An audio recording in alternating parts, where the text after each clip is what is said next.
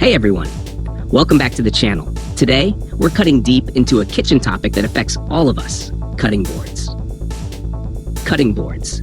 Wood versus plastic. Which one is actually cleaner, safer, and healthier for your food prep? You've probably heard that plastic is easier to clean and wood harbors bacteria, but is that really true? Today, we'll break down the science, bust some myths, and even uncover some shocking facts about microplastics. Let's dive right in.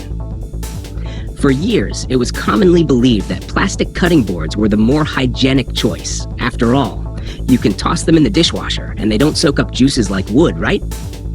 But in a landmark 1994 study by microbiologist Dean Cliver and his team at UC Davis, something unexpected was revealed. Wooden boards actually harbored fewer bacteria than plastic ones under the same conditions. Here's the kicker. While plastic boards develop grooves and cuts that can trap bacteria right on the surface, wood behaves differently. Wood is porous, and surprisingly, that works in our favor. When bacteria touch the wood, they sink into it and die off over time. Pretty wild, right? Certain types of wood, like red oak and white oak, performed even better in killing off harmful bacteria like Listeria. But here's where it gets a little tricky. Finishing oils such as linseed or mineral oil, often used to preserve cutting boards, actually reduce that bacteria-absorbing effect, at least for the first 24 hours.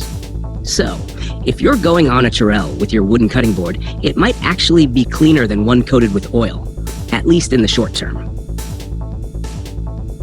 Now let's talk about something very few people consider when using plastic boards: microplastics.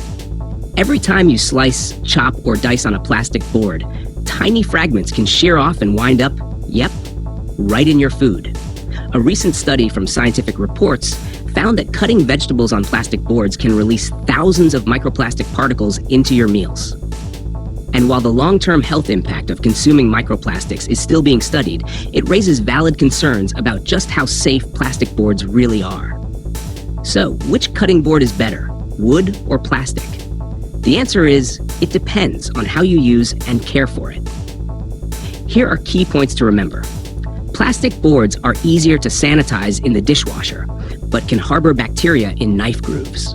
Wood boards are harder, don't scratch as easily, and naturally pull bacteria in, where it dies off. Plastic boards may release microplastics into food, an issue that's not yet fully understood. Oiling wooden boards can reduce bacterial absorption, but that's a trade-off for longevity. Bottom line, if you care properly for your board, both types can be safe. Regardless of material, cleanliness is non-negotiable. Here's how to keep your board kitchen safe.